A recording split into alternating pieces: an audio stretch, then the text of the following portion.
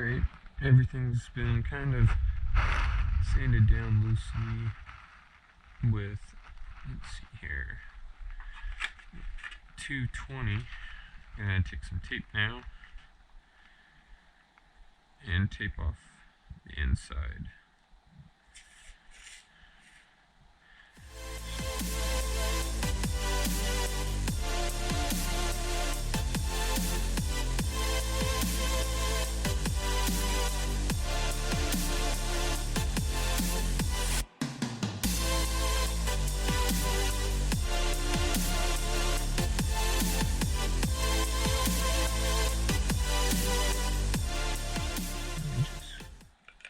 Fold it over in on itself. We're very careful not to pull away too much from the, like that. What you can do is you can always just pull it back up, tuck it back in.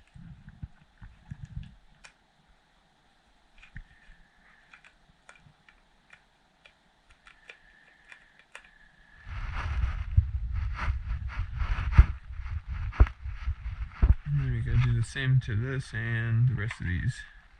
I'll do one of these. I mean, this bottom is just like the top here, so.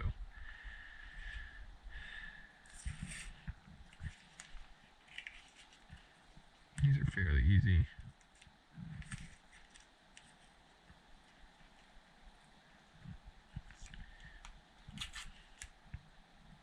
As long as this curls back and not over this way, we're fine. And then you tape all the way around this edge because that doesn't need to be taped.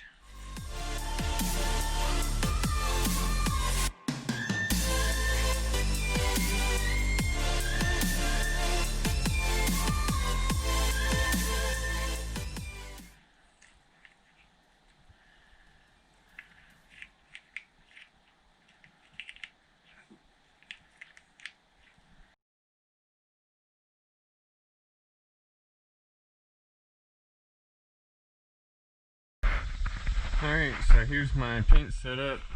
I did my best, but you can kind of see, I didn't really, this one's the worst. When I was trying to push it through, I was trying to keep the tape lines all there, but not the greatest. I have these up here. They don't really need a lot of detail, you know, all the crevices and stuff, so they're pretty easy to paint up here, and if I'm having a hard time getting the top, I can just use a bucket or something. So here's the two paints I'm using. Self-etching primer. So theoretically you wouldn't have to sand it or anything, but I figured a little sand and then this stuff would be a little overkill, so you know, I wouldn't have to worry about nothing. And then this is what we're gonna do so that it's white, so our hydrographic film will really pop when we lay it on top of these. So we're gonna get spraying. I recommend getting some music going. Small sprays, light coats, go over it multiple times. You know, there's no rush here to get any of this done, so do it once, do it right.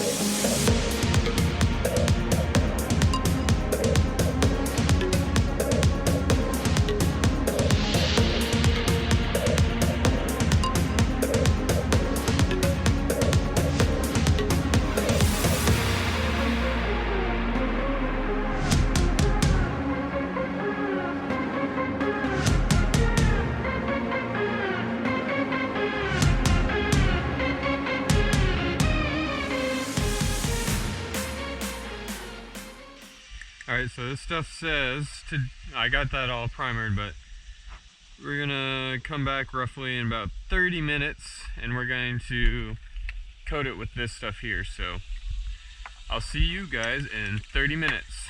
Okay, so it's been about 30 minutes. That's kind of what it looks like. Not perfect, but this is the stuff that matters anyway. So we're gonna throw this on there. Probably do 2 coats. One to get it on there, and the second coat to fully cover it. So get some music going and we'll get spraying.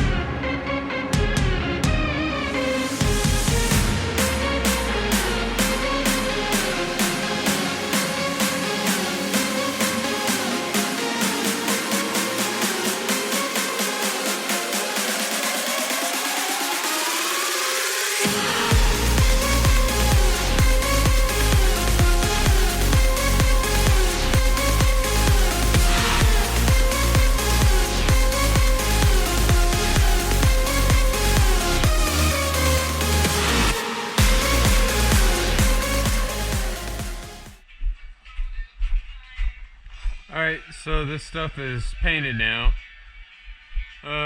It says handle like 2 to 4 hours, so we'll come back in like 3 hours or 4 hours. I mean, I'm not in a huge rush. Day's still young. And then we'll get to hydrodipping. At least that's the hope. Alrighty, so came back about 3 hours later. Technically it still has an hour to dry, but touching it, since we did small, even coats, it's actually pretty good. So we're gonna go ahead and take these off, and then we'll go to our dipping area. So I'll see you there.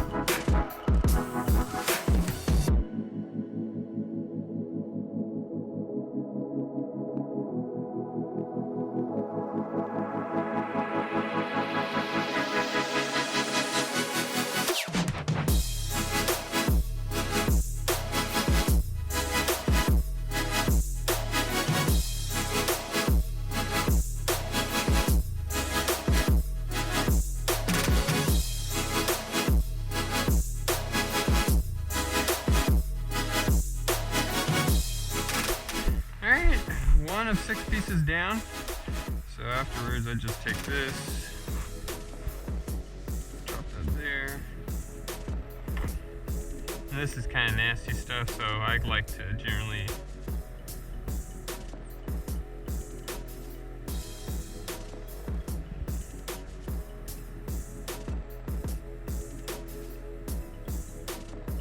clean that up.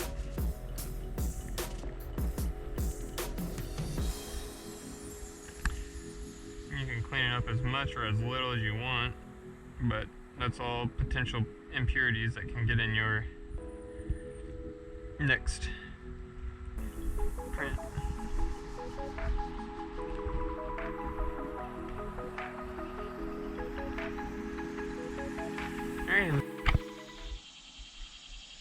Alright guys, so it's next morning. Allowed them time to dry. You can kind of see these shiny spots. That's actually where I didn't get all the, I guess, the alcohol film off it. So I need to run it through a little bit longer. But for the most part it's all off, so I'm just going to cover it in Rust-Oleum matte clear enamel. This will keep it from getting scratched off, and at the same time encase it so it doesn't peel or nothing like that. So we're gonna hang, play some music, and get the final thing, and then hopefully I can assemble it. But yeah, if I spend more time with this one, I would rinse it off again. It's might be hard to tell, but you guys might be able to see it. It's kind of like, alrighty.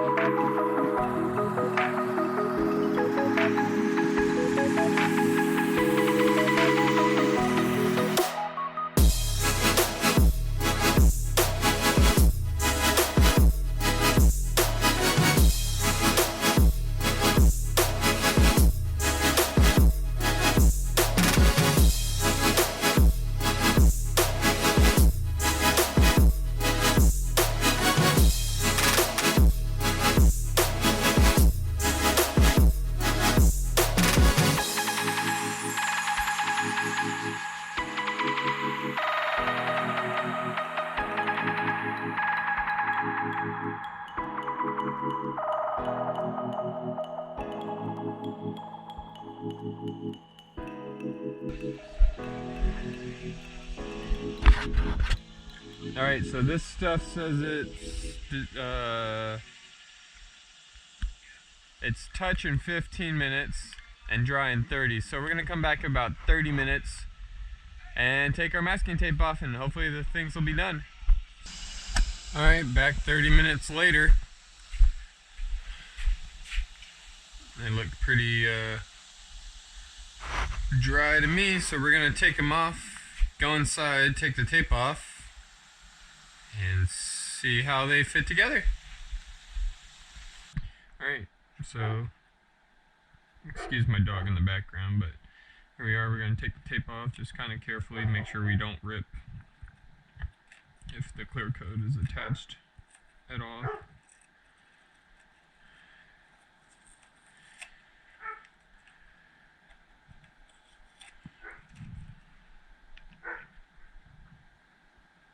Looks like there was an air bubble.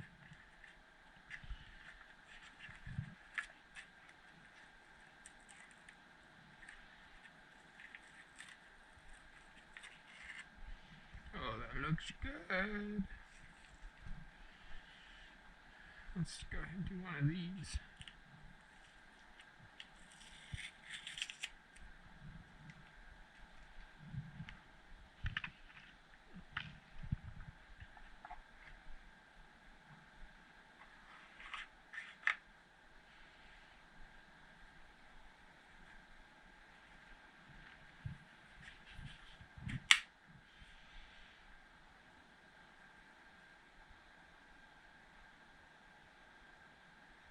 Unfortunate about that air pocket, but we'll come back to that.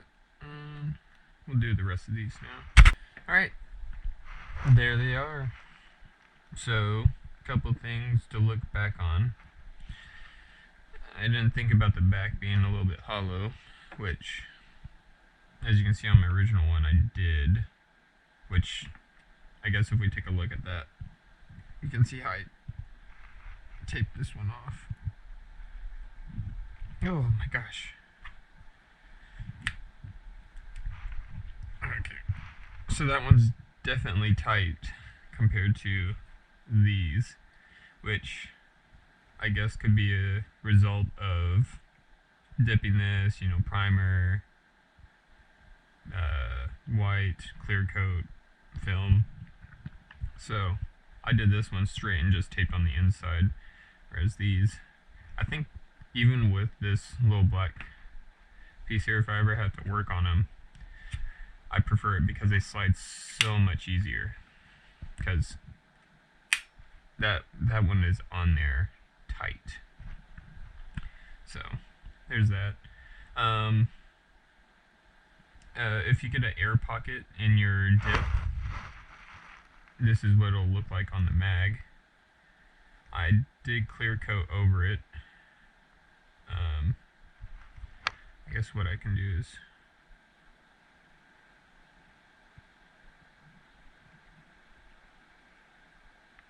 try and squeeze it out, but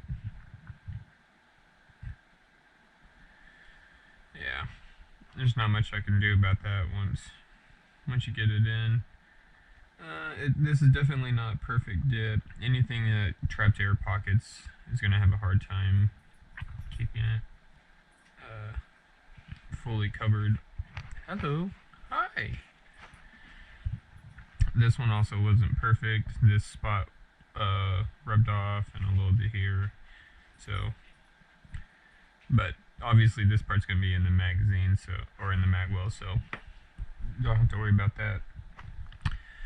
Something that wasn't shown in this video, which if you're doing like a hand shroud or something like that, it may be more important. You see all these light blues around the corners? That is from dipping on one side, wrapping over, and then dipping the other way, and where your white is, it's actually showing the blue underneath. And that's why we paint it white, so that it all has like a uniform, and it pops out, a uniform color, and it pops out really well.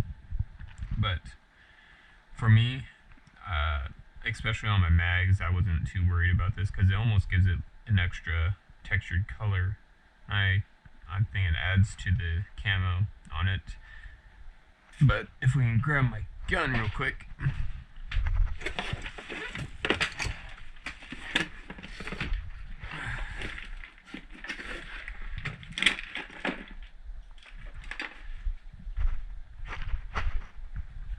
Let's see here. When I dipped it, I taped off sides so that I didn't have to worry about that overlap. So, I'm trying to recall exactly how I dipped it, but I figured the Picatinny rails would be the hardest. So, I think I dipped it at an angle like this, and then I put a tape line right here so that the hydrographic film would wrap around here, but it wouldn't cover this, so I wouldn't have any bleed over on it. And then I just dipped it the other way. I probably taped it. Oh, so here you do see some bleed through, so this must have been where my bled over, but it was probably, I wasn't worried about it because it was on the bottom. Obviously this is not perfect either. This spot here, because of all these harsh angles, there was a big air pocket here, and so like that all just peeled off when I was doing the rinsing process. So that's why they're real fragile. On here I didn't even dip twice on that side, but so we covered that. Yeah, that's how I do my process, guys. So hopefully you guys enjoyed and learned how to hydro dip if you need a little guidance. There's also tons of other videos on YouTube if you want to watch somebody else do it or how they do it. Everybody kind of has their own little thing that they do, so that was just my process on how I do mine.